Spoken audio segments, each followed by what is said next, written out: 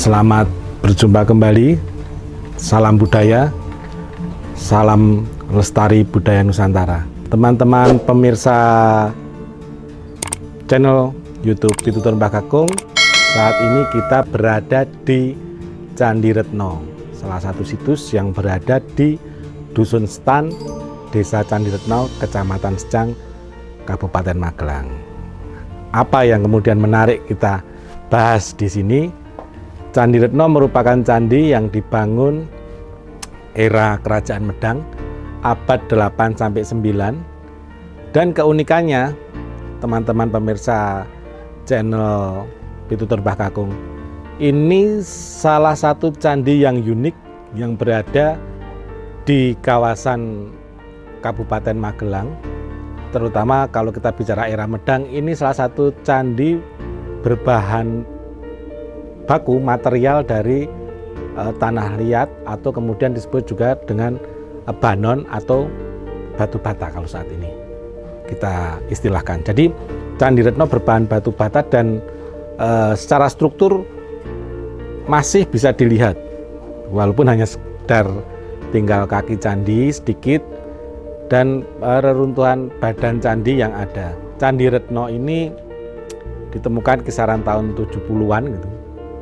Nah, uniknya Candi Retno di sini ini kawasan dari 9 dusun, 7 dusun terdapat temuan-temuan lepas arkeolog sisa kehidupan masa lalu.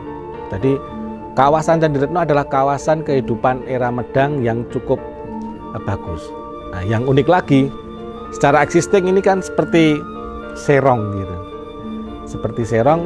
Tapi ketika tadi saya cek dengan kompas, ya, saya menggunakan kompas, ternyata arah hadap ini benar-benar arah timur kompas, menyesuaikan dari utara kompas, benar-benar presisi ke arah timur.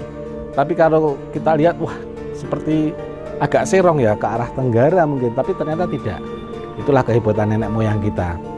Waktu itu belum ditemukan kompas, tapi sudah bisa memiliki orientasi ruang ke arah timur yang itu benar-benar presisi. Artinya arah hadap Candi Retno ini sesuai langgamnya. Nah, di sini banyak ditemukan lingga yoni, kemudian beberapa ada patung juga, ada arca, juga ada beberapa permata dan emas, namun tidak ditemukan prasasti sayangnya. Jadi kita tidak tahu fungsi candi secara utuh waktu itu. Tapi kemungkinan besar ini adalah candi untuk persembahan atau untuk puja, untuk ritual, untuk melakukan kegiatan yang berbau spiritual oleh masyarakat era itu. Jadi teman-teman, nanti detailingnya kita bisa lihat, sangat unik sekali. Jadi Candi Retno ini dari bahan batu bata atau banon, candi banon, namun ragam hiasnya nanti bisa dilihat detailingnya. Terdapat ragam hias yang waktu itu mungkin di badan candi atau digunakan untuk pelipit gitu, atau ada beberapa antofik yang itu memang dari batu bara, tapi hiasannya sulur-sulur itu, sulur gelungnya itu sangat bagus dan presisi.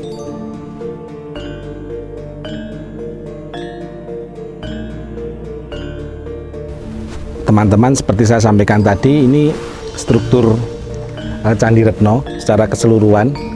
Kita berada di pintu masuk candi. Jadi ini kemungkinan besar dulu juga ada tangganya. Kalau kita melihat kaki candi ini cukup unik dengan bentukan dari batu bata yang dieksplor sesuai dengan kebutuhan waktu itu, memiliki lengkung-lengkung yang bagus. Jadi dan masih utuh sebenarnya ya. Kaki candi ini beberapa masih bisa dilihat lengkungannya masih cukup utuh, dan ukuran batu bata ini tidak seperti batu bata sekarang, kurang lebih ya 50-an lah, 50 sentinan untuk panjangnya, kemudian tebal juga sekitar 15 sampai 17 cm. Ukuran candi keseluruhan itu 11,70 kali 11,70 meter.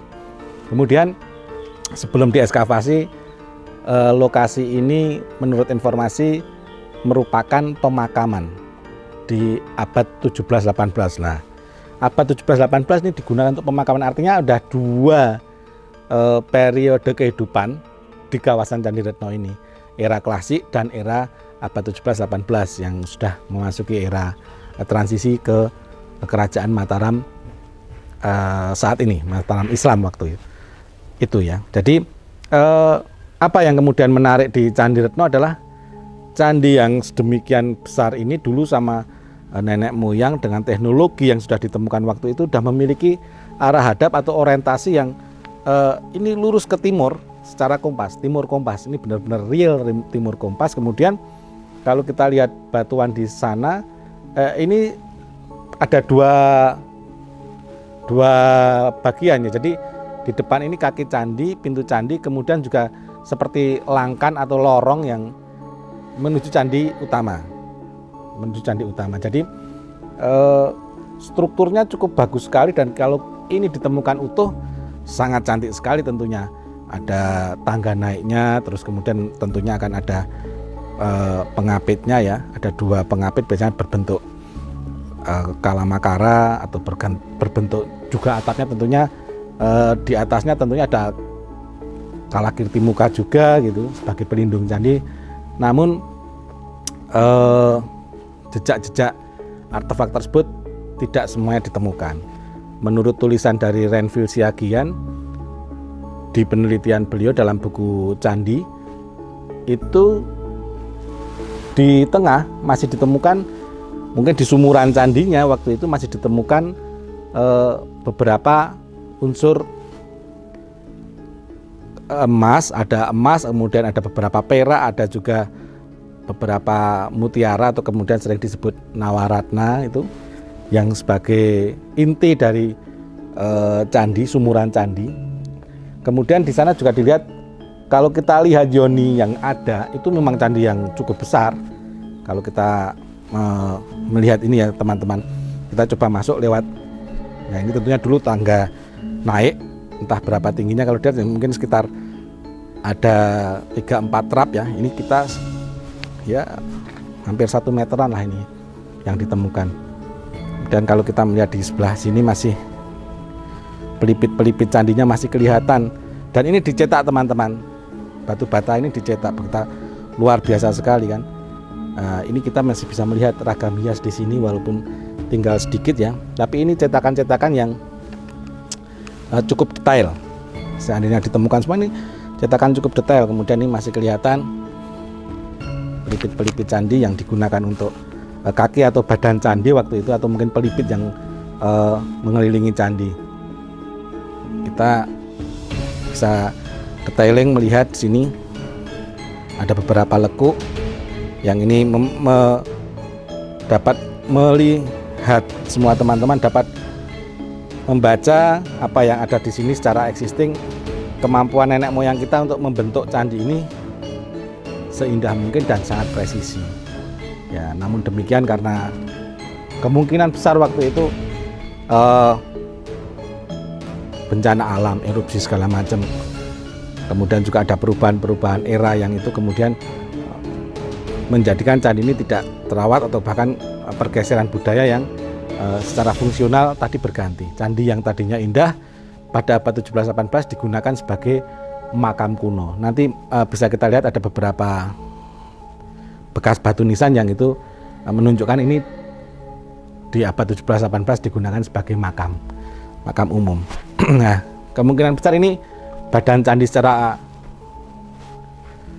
utuh, di tengahnya ada sumuran yang dari beberapa referensi termasuk yang ditulis oleh Pak Renvil Siagian itu terdapat temuan-temuan benda-benda atau material-material yang memiliki nilai sejarah maupun nilai value secara artistik maupun spiritual cukup tinggi ya. Di tengah-tengah sini teman-teman, nanti juga kita bisa melihat ada ini kemungkinan antefik yang di atas candi tapi kemudian ditaruh di sini ya. Ini seperti antefik di ujung-ujung atas candi, badan candi, sangat detail sekali ya. Ukiran di sini sulur gelung dan beberapa bentuk sulur-sulur ini, relung-relung ini detail sekali dan ini dicetak teman-teman. Bisa dilihat ya, ini ada sudutnya, kemungkinan diletakkan di sudut-sudut sebagai antefik yang keliling candi ini. Ini sangat luar biasa secara teknologi.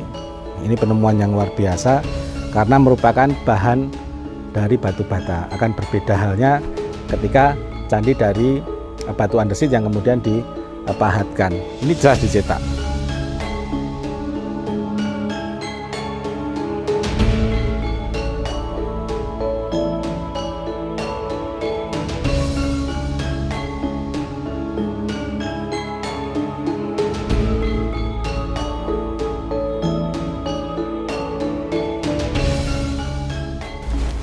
Ini yoni yang di badan utama candi atau di bilik utama candi, tentunya letak yoni tersebut cukup besar teman-teman. Ini kurang lebih ya 1 meter persegi lah keliling atau 1,5 meter. Kemudian ceratnya sudah mengalami keausan, tapi masih bisa dilihat kalau di sini ini ukiran naga lah, sebagai mana layaknya sebuah yoni. Jadi ini ada ukiran naga, masih cukup bagus kalau seandainya detailingnya masih bisa dilihat. Seandainya ini masih utuh, sangat-sangat cantik. Ini masih ada lubang air yang keluar, namun lingganya tidak ditemukan. Kemudian ini yang saya sampaikan tadi teman-teman, ini ada bekas nisan makam yang kemungkinan besar nih makam kuno yang ada di sini. Jadi candi ini dulu dikubur atau terkubur lah teman-teman oleh peristiwa alam. Kemudian fase periode kehidupan berikutnya digunakan oleh masyarakat sebagai pemakaman umum di abad 17-18. Artinya ini masih berkesinambungan. Area sini ini kehidupan mungkin era setelah Mataram Islam berdiri masih digunakan oleh masyarakat sekitar untuk kehidupan bagaimana layaknya masyarakat waktu itu. Kemudian karena ini memang berada di tengah persawahan ya atau ladang, jadi digunakan untuk pemakaman umum. Ini masih bisa dilihat di sini ada tinggalan berupa kepala nisan, sudah berlanggam era Mataram Islam atau transisi masa itu. Ada 2 ya ini ya, 2 kepala nisan ini. Ini jelas tidak terhubung dengan yoni yang ada di sini teman-teman, karena yoni ini jelas sebagai simbol siwais. Candi ini berlanggam siwa masa era Kerajaan Medang abad ke-8 sampai ke-9. Entah karena peristiwa alam atau kemudian ada transisi kehidupan berikutnya, di fase sejarah berikutnya, periode berikutnya sudah digunakan untuk makam gitu teman-teman. Jadi tapi yang mesti kita catat, kita highlight adalah kemampuan nenek moyang kita untuk menciptakan teknologi berbasis pada batu bata.